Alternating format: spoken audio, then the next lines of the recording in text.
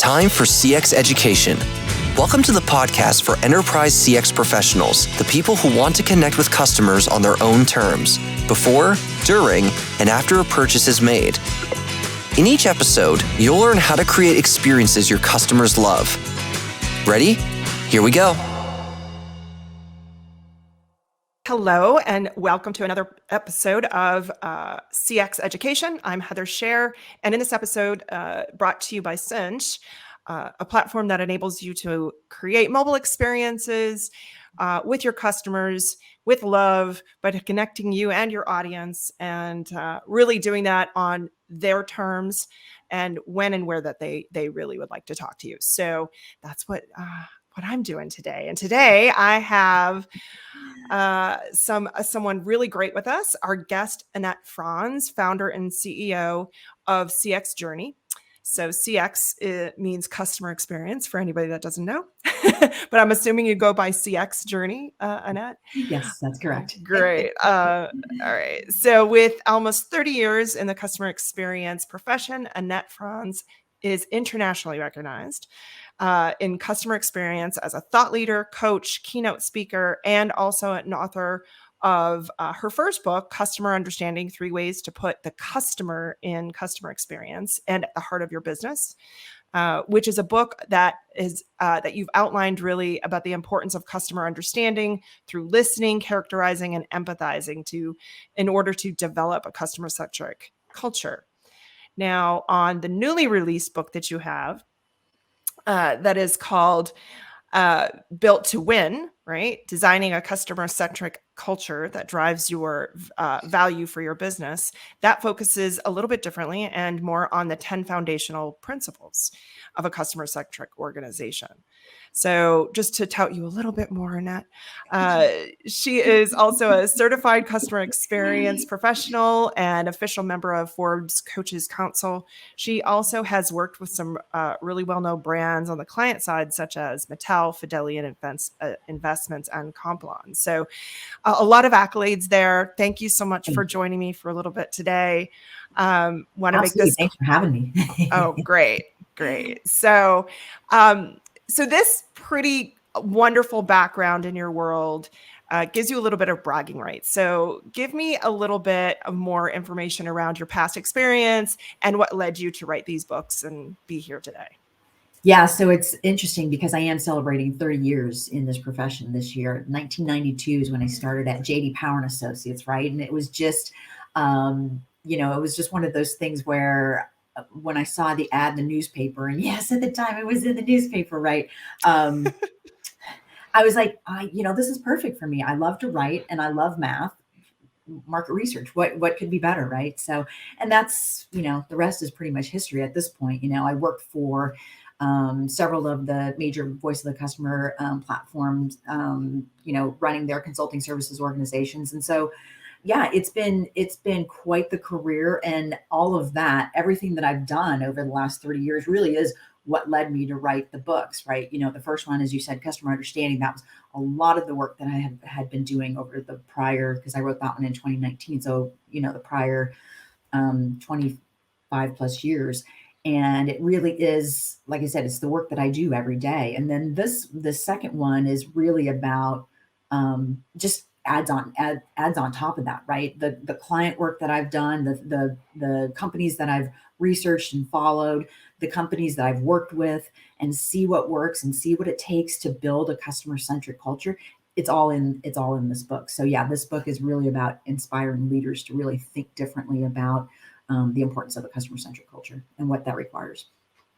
So this is so interesting because it leads me actually into a question I already had thought of to ask you, but it leads right in really well. So how do you see things have changed since early on in your career working in customer experience and today? Like, have you seen some really major trends happening, whether it be, and I'm thinking a lot in the last couple of years, but how have you seen the trends and things just with current global events, or how we are all more digitally connected? Help me understand a little bit more about that and how things have changed. Obviously that's a big one, right? The digital piece of it and the technology, and how technology is so much more involved in really facilitating and helping to create the experience that customers have. But, back in the day, we didn't even talk about customer experience. We talked about customer satisfaction and customer loyalty. Customer experience, really that terminology never really came into play until probably around 2000, I want to say maybe 2003, 2000. I don't remember the exact year. I remember being at Customer Sat, the company that I was working at the time, and we were having these debates about what's the difference between VOC, voice of the customer, and customer experience. And obviously they're not one and the same. You bring the voice of the customer into designing and delivering that great customer experience. But that was sort of the big thing, is we didn't even talk about customer experience early on. The other thing that I think is big is employee experience, right? We're seeing more and more focus finally on the employees, right? And a lot of that has really just come out of some of the things that we've seen over the last 2 years. But, back in the day, I would talk to clients about, hey, we've got to listen to employees, and we've also got to focus on their, satisfaction and loyalty at the time, right? And companies would say, nah, we'll focus on that later. We want to listen to our customers right now, which, okay, that's great. But now everybody's paying the price, right? Because the employee hasn't been a focus. So suddenly over the last 3-4 years, we're starting to see a little bit more focus on employee experience, which is nice. But what we've learned in the last 2 years is obviously it hasn't been enough, right? So I think that's big. Like I said, technology too. I mean, just the advancements in technology have really changed the way that the experience is delivered, and the data that we have access to. We always talk about right data, right time, right people, right time kind of thing, right? The ability to do that, the ability to predict and prescribe, the ability to be proactive. Those are things that we didn't necessarily have 30 years ago. So yeah, the experience itself has evolved quite a bit. The profession has too, because it is a profession. There was no customer experience professional back in the day either. And, we've got this great association, the CXPA, the Customer Experience Professional Association, that has really sort of, I don't know that validated is the right word, but has really just made it so it's a real profession. That association's been around for 11 years now. So almost 11 years. So it is still very much a new profession, but there's support out there for folks who are, in this profession now, which didn't happen back in the day.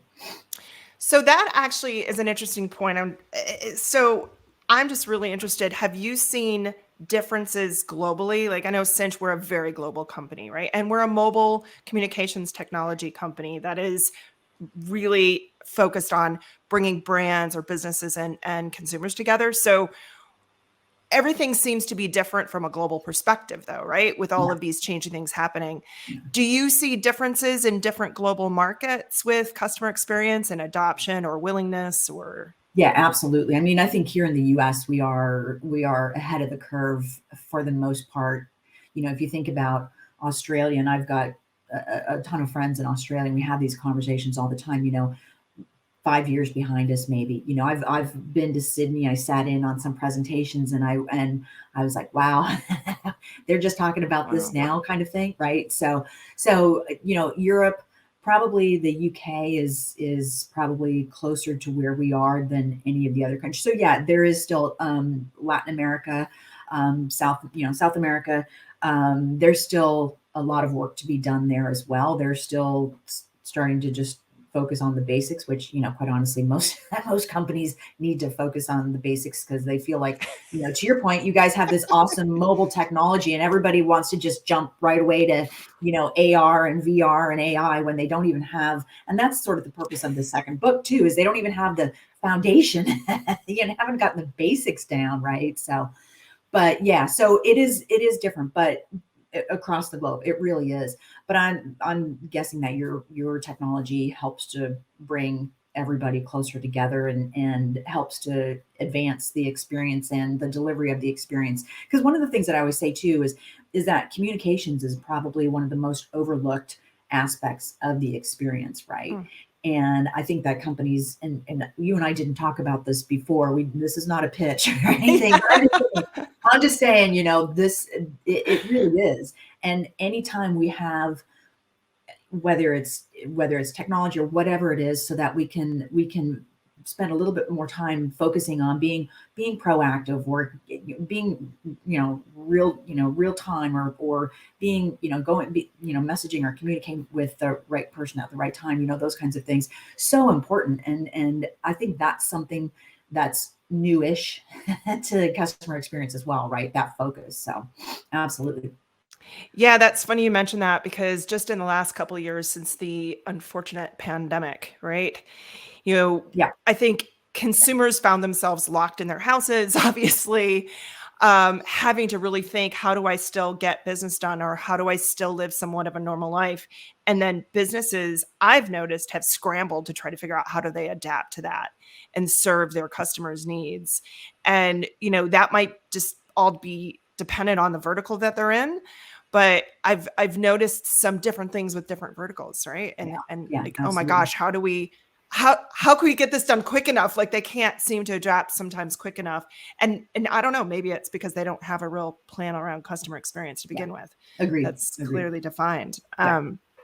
So on that, today, right? Yeah. With everything that has happened, why should a business even care about listening to this, or, reading about the principles that you have in your book? I mean, how would that impact them negatively if they are just like doing status quo? Yeah. Well, it's funny because it's like, because customers, right? Because without customers, you have no business, right? And it's funny because in both books I have, the last chapter is sort of a closing letter to CEOs, right? Here's what you need to think about as you're considering whether this is worth your time, or worth the effort, or worth the brain power, and worth the focus, right? Ultimately, we're in business because of and for our customers, right? And if we don't do right by them, if we don't design an experience that's for them, and if we don't, Seth Godin has this quote, finding products for your customers versus finding customers for your products. If we're finding customers for our products, it's a whole different ballgame, right? But if we take the time to understand our customers, understand their pain points, the jobs they're trying to do, and we design and develop products for them to help them and to add value for them, it's such a different, you're going to be way more successful. So it really is because of customers. It really is, if you stop and think about it for a minute, we are in business because of and for our customers. And so why wouldn't we take the time to do this? And the funny thing is that a lot of times, folks will say to me, "Oh, well, we don't have time to do that, or we don't have the resources to do that."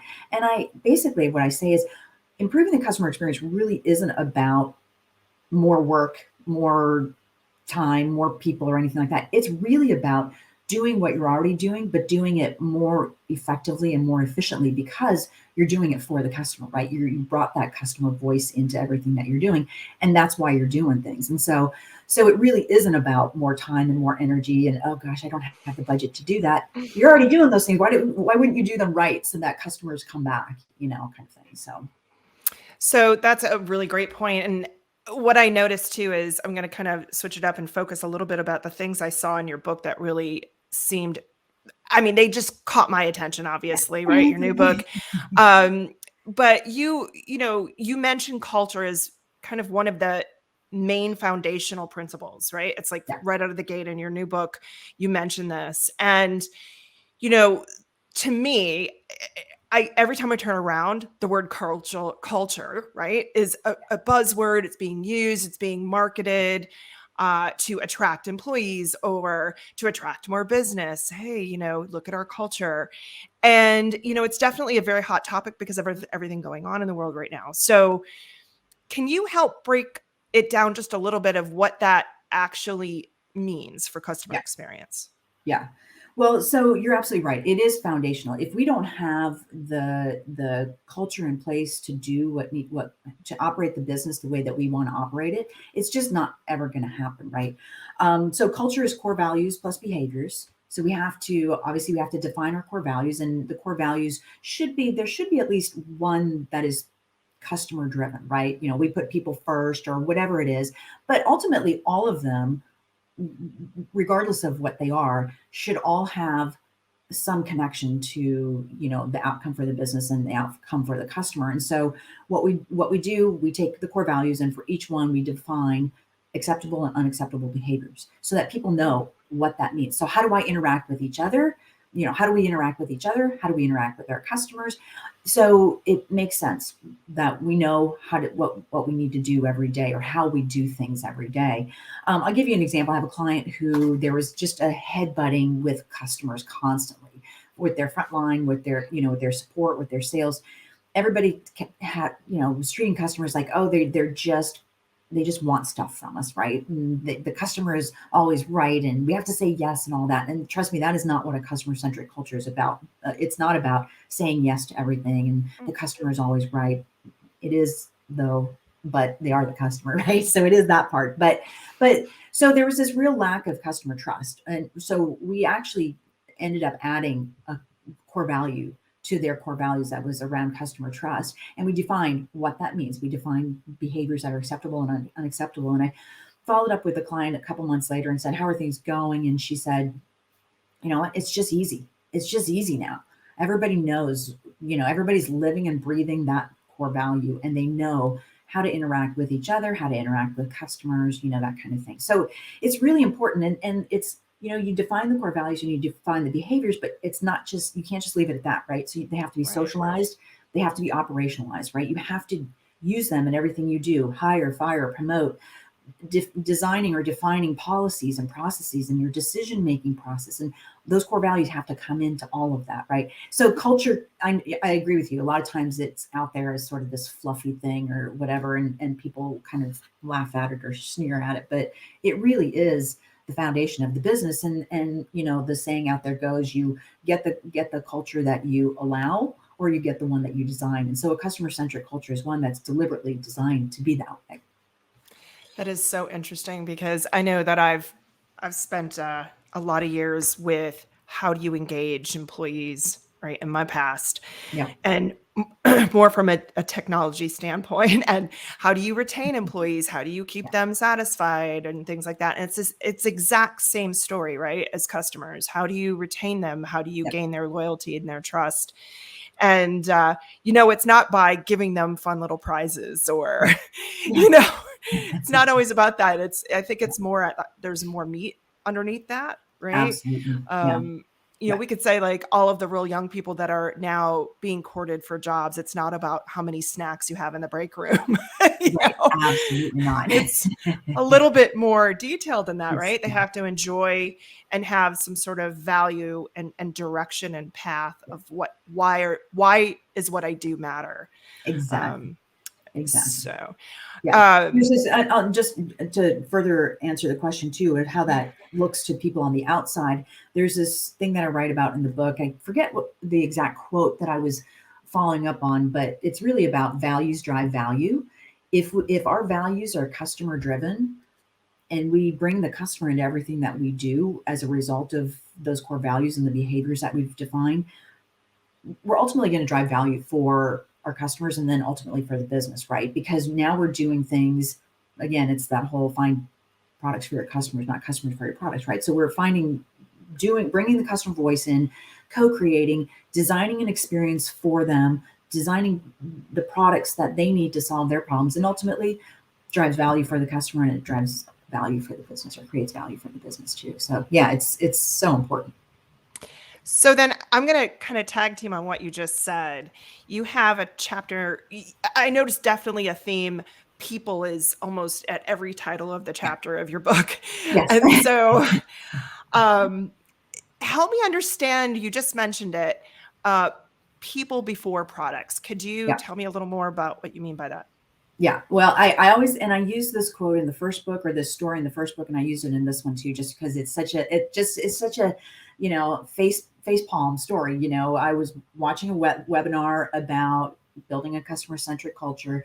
And at the end, somebody asked, but if I focus on my customers, won't that take away from my focus on the product? And I thought, how does that, it's exactly that. It's, if you don't focus on your customers, what do you mean? It takes away from your focus on the product, so. But this is so cool. I think everybody will love it. You will not believe how many, and I'm an advisor to several startups. You will not believe how many folks just reach out to me randomly and say, hey, can we talk? Hey, I want to show you my product. And it's like, well, have you done research? Have you talked to customers? What problem? Ultimately, the question I ask is, what problem does this solve for your customers? And they're like, I don't know. We haven't talked to them yet. It's like, okay, but it's so cool. I know that. But it's so cool. Exactly. I mean, honestly, we've probably all been offenders of that, right? Over time, we will have thought we're so passionate about whatever it is, this widget or whatever it is that we're trying to, evangelize, right? We think everybody else is going to see that same way. Yeah. So then, okay, so if you're saying people before products, which obviously then comes back to culture, right? Yeah. What have you found are some of the biggest barriers that you've seen with companies just trying to get this off the ground and relate culture and a customer experience? Like, what are those biggest barriers, and what are some tips that are a little bit easier? You mentioned a couple already, but. Yeah, I would say probably the biggest barrier is leadership. I'm just going to go right to the top. Wow. Explain that. Ouch. No.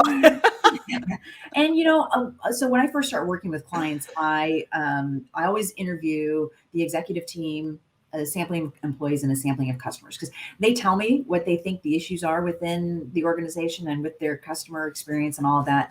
But it's always better when you sort of do this baseline assessment and you hear the story. And every time I interview the executive team, there's something or someone who, they're either not aligned, they've all got different ideas, or I recently did an interview with an executive who said, why are you asking me about culture? I was like, okay, well, there what you does go. That mean? Why are we even talking about this? And so yeah, the leadership team really is the biggest barrier, because like I said before, the culture has to be deliberately designed to be the way that you want it to be, right? And in this case, we're talking about a customer-centric culture. And if the leadership team is not on board with that, if the CEO is not on board with that, first of all, that's going to be a problem. There's going to be pushback. There's going to be so we have to have the entire leadership team across the board, across the entire organization, across every department, on board with having this type of a culture. And if they're not, there's always going to be barriers. There's going to be a pushback. You're going to have this great culture in 3 departments, but not in the other 4, or whatever. And the problem is that translates out to the customer experience, because when you have sort of this mishmash of different teams doing things differently, thinking about this differently, it affects the customer, because then it's not a seamless experience from channel to channel or department to department, where whoever they're interacting with, right? And so I would say that's probably the biggest barrier is leadership commitment and alignment. And it's the second chapter in my book for a reason, because first I need to make sure that everybody understands that the culture is the foundation. But if we don't have that commitment and alignment, it's going to suffer. Absolutely. So do you think it's hard for companies that don't have a strong culture, they haven't really thought about customer experience and how those two kind of play well together? Do you think it's really, like that kickback that you mentioned, do you think it's really hard for them to adopt? Or is there some things that they could take piece by piece that could get them like a couple quick wins? Or Yeah. And I've worked with, and I'll just say right now, if you're in a 50,000 person company or a global, multinational, it's going to be challenging, and you're going to have to work business unit to business unit, or however you're, divvied up, right? I've worked with a bunch of smaller companies, I would say 2,000 employees or less, in the last couple of years, where I won't say it's easy, but there are things, like you said, there are things that you can do to start to turn the ship around. And it really does start with, and that's where I always start them with the core values, right? That is what we've got to do. That's where we've got to start. We've got to start with the core values, and doing that exercise where we define the behaviors. We create a culture committee. It's part of your governance structure, which is principle number 8 in the book, by the way. So but you've got to have that in place. You've got to have that cross-functional committee that's working together to make sure that the culture is the way that it needs to be. So it's bottom up, it's top down, and it's bottom up, right? And so I've seen these clients turn their culture around. Absolutely. And like I said, it's definitely easier in smaller companies. It can be done faster, smaller and mid-size, but in the larger companies, it takes a while. I won't sugarcoat that. It takes a while. And that absolutely has to come from the top. And it's got to be, the work has to be done, but it takes much longer, obviously, for those large organizations. So can you give me, and it doesn't have to be business names necessarily, but can you give me some examples of how you've actually, just knowing everything right? Yeah. And everything you've written about as far as the principles, some examples of some businesses that you've gone, oh, now they got it right. They got it right. Yeah. Like, what is it that you thought they got right from someone on the other side? One of my favorites, there are a couple, and these are not small companies, right? One of my favorites, and I write about it in the book, is WD-40. Their CEO, Gary Ridge, is amazing. He has built this tribe within his organization, and the culture is amazing. And he's out there talking about it. And he's the biggest evangelist for the culture that they have, right?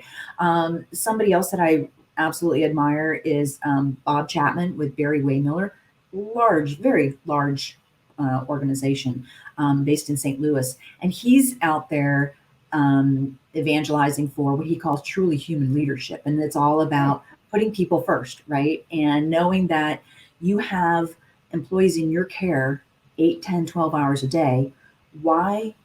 When they come to work, they're in a certain mood. Why should they leave in worse shape at the end of the day than when they came in the morning, right? So we need to take care of them. Their span of care, he talks about, and how, people, he's ultimately the one who just really goes out there and evangelizes for putting people first, right?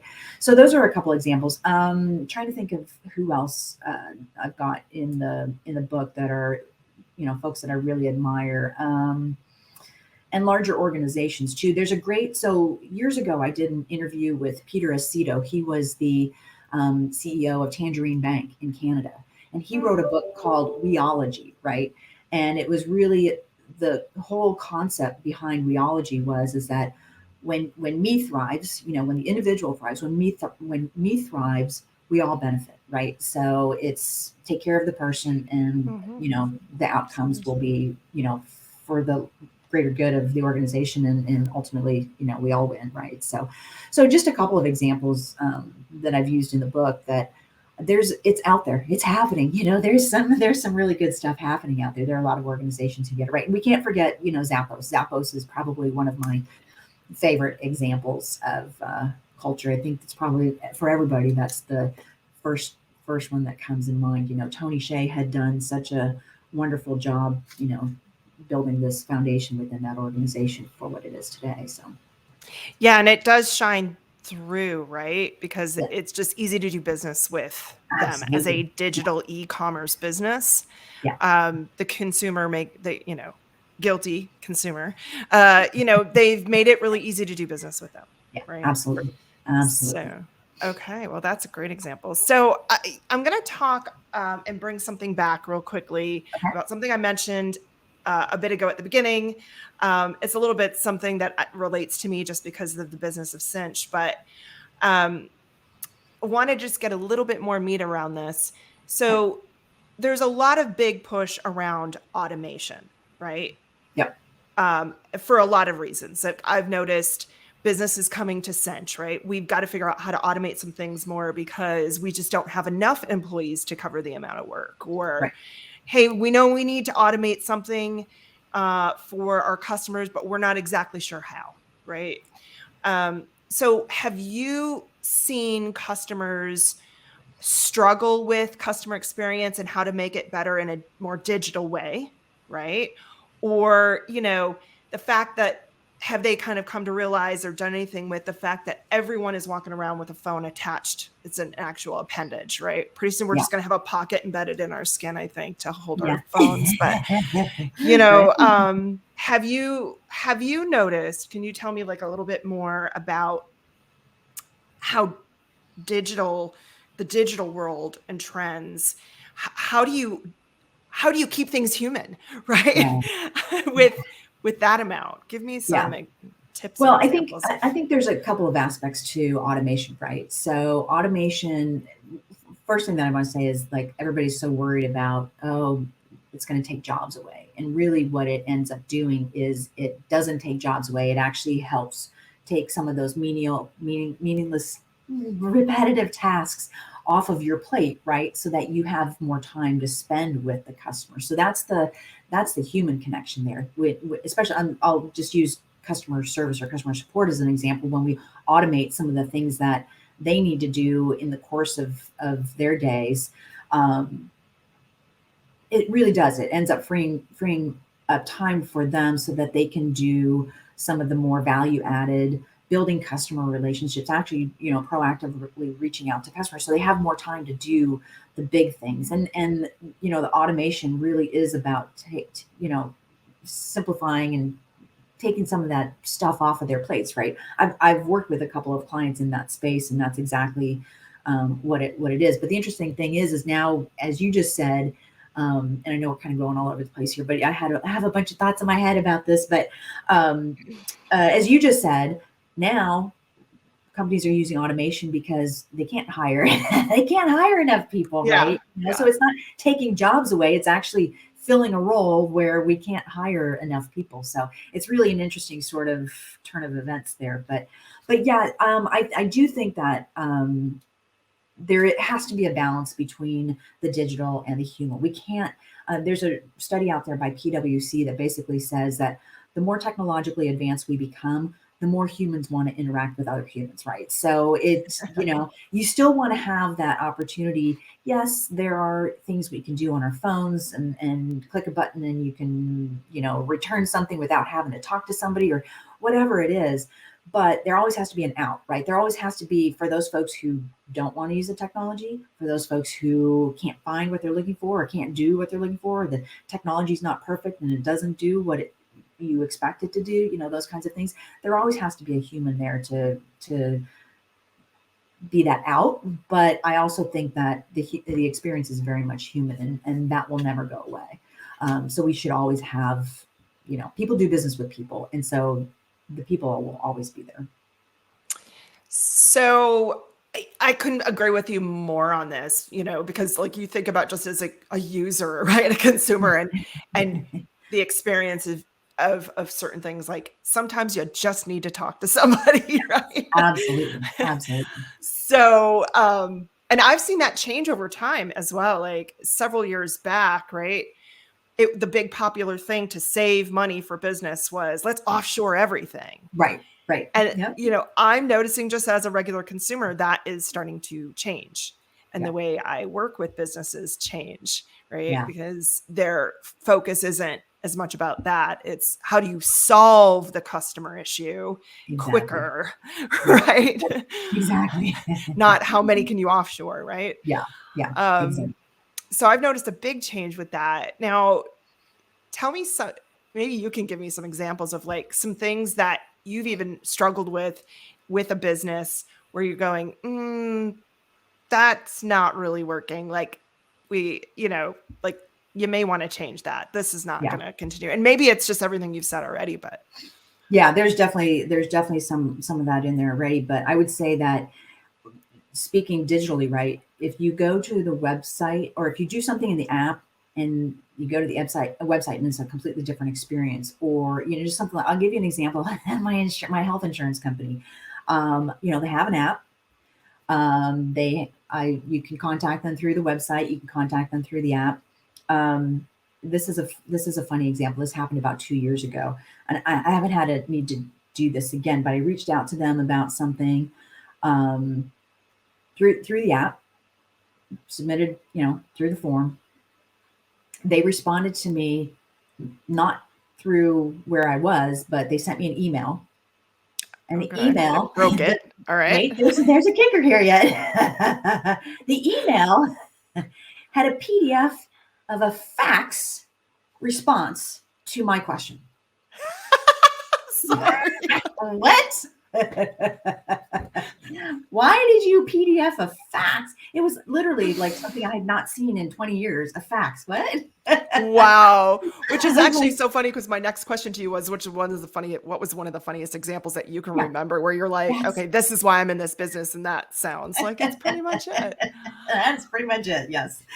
And what were you supposed to do with the fax exactly? I don't really know. And why were you, how did you think you were, where, I had so many questions. I'm like, where were you going to fax that to me? I don't have apparently they must have faxed from one department to the other, and then that department PDF'd. I have no idea. I was like, I'm lost here. I'm definitely lost. Well, here. and it sounds like that's one of those like perfect examples, like you said, like if you don't have leadership commitment, and then all of these other departments are kind of doing their own thing, and they don't see how it all aligns up, just like you said, right? Exactly. Then something just like, there's just something off. Yeah. Right. Exactly.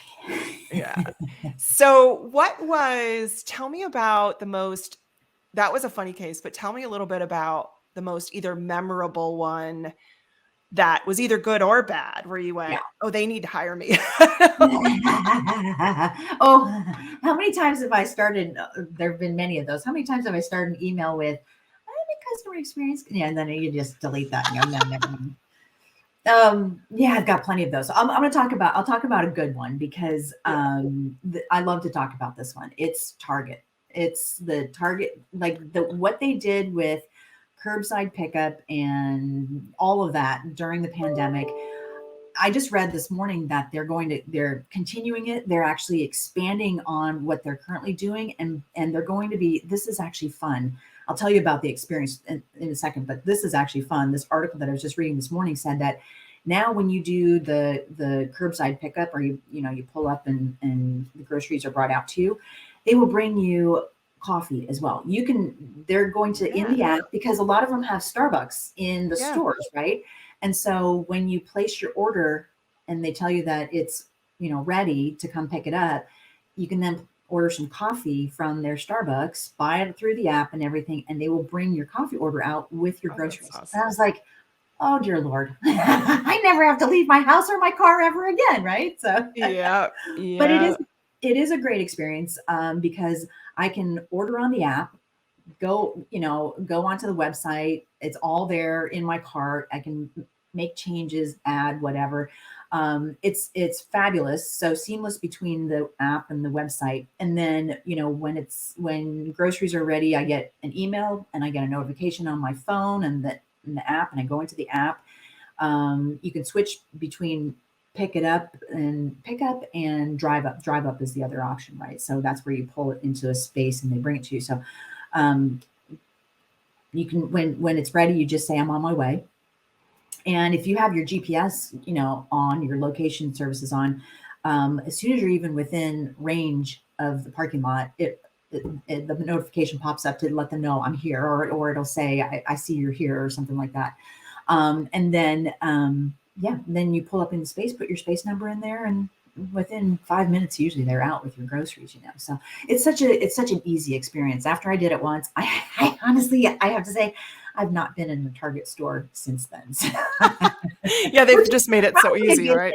I know I had an experience on Instagram not too long ago. So I guess 2 years of wearing sweatpants and workout clothes. So, I've been like looking at, okay, what's the new fashion finally? Like I'm in the new, so now of course my feed is all about fashion and one of the makers and designers that I like. So I'm just flipping through Instagram and I see this dress from a maker that I really like. Yeah. So I click on it just to look at a better picture. And of course, a pop-up comes up saying Instagram would like to give you 20% off this dress. Oh, wow. I literally, with under 30 seconds, I had that dress bought. Right. Yeah. And it took nothing. It was like 2 clicks. Yeah. And I was like, okay, dangerous for me. Dangerous. That was the first word came to my mind too. That's dangerous. Super dangerous for me, but it made it super easy because I didn't have to go and spend 2 or 3 hours driving around to try to find what I might be in the mood for and then not find it. So, that's kind of like made me warm and fuzzy, right? Like it was just a really good experience for me, yet dangerous. Yeah. But so I know we've been talking a lot and we're going to be coming up on time here, but I do want to kind of get out just a couple of other questions from you before we kind of end our session today. So help me understand what would be, this is kind of a funny question too. So what would be your favorite resource you could point people to learn more about customer experience? Yeah, and it's funny because I get asked this quite often. Probably the first one that I always mention is the Customer Experience Professional Association. Become a member. Great resources, great connection. There's a discussion forum where the members, like customer experience, I call them my peeps, right? They're all my peeps. They're all your peeps, right? You're all going through the same challenges and all have the same questions. And to have that discussion forum where you can ask questions that other people are either experiencing themselves or have experience, solving for it or whatever. So that is like my number one go-to membership is $225 a year. It's, it's so worth it because there are so many great resources and so many great folks within who are members who are always very willing to help each other out. So that's cool. I think there's a couple books produced by somebody by the name of Annette Franz that are also good. Plugging you. Oh, that. Yes, that too. So yeah, I was like, those are the ones I know of that are really easy to understand. The ones that I'll, I want to go, oh, can I give like an Amazon card, right? To, all the people like, oh, hey, and here's a book for you and a book for you, Aw, thank you. So, what are you working on next? What kind of things are coming up for you next in the next couple of years, do you think? Yeah. Somebody said to me yesterday, oh, you need to write another book. And I was like, whoa, hang on a second. Hang on. I don't know if I'll do another one. We'll see. That's a really good question. I'm continuing to focus on growing the business and the consulting work that I do.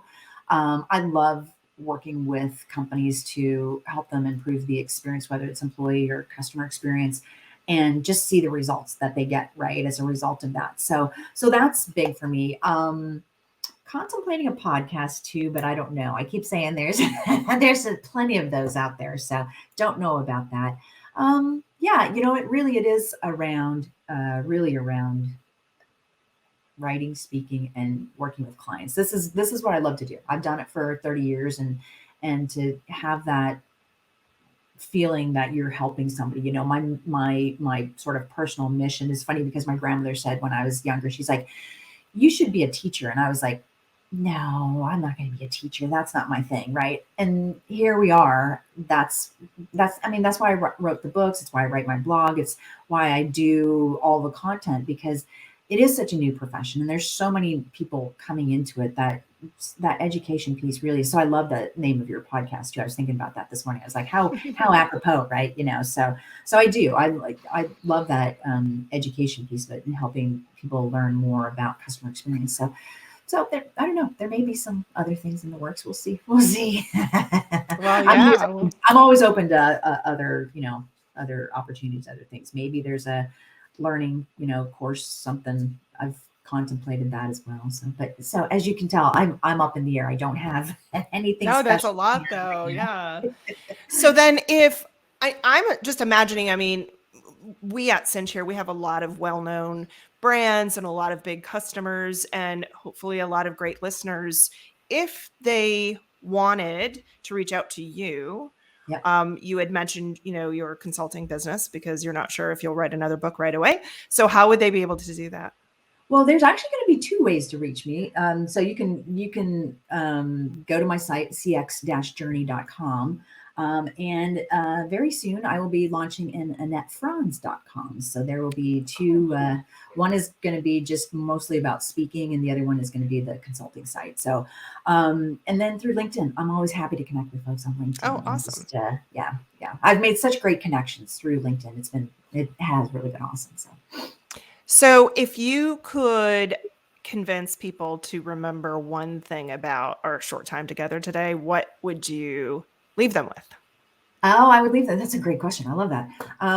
There were so many things that we talked about, but the very first thing, as soon as you said that popped into my head is that culture really is the foundation for anything that you want to do in the business, right? If you don't have the right culture in place, and again, it's deliberately designed to be that way, you're probably struggling.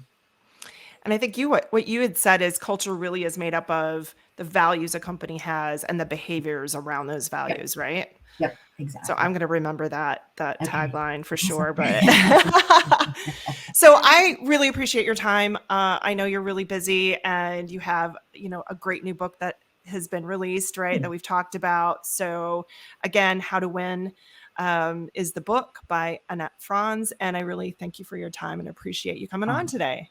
Thank you for having me. This has been great. You're we welcome. could talk for hours. I know. Yeah. I mean, it's just near and dear to my heart as well, because you could kind of almost see it, right? You could see the clouds moving and you could see all of these things that are happening in the industries and kind of like the popularity of all of this stuff. So I really appreciate it. Very valuable. Yeah, thank you. Thank you. Have a great day. You too.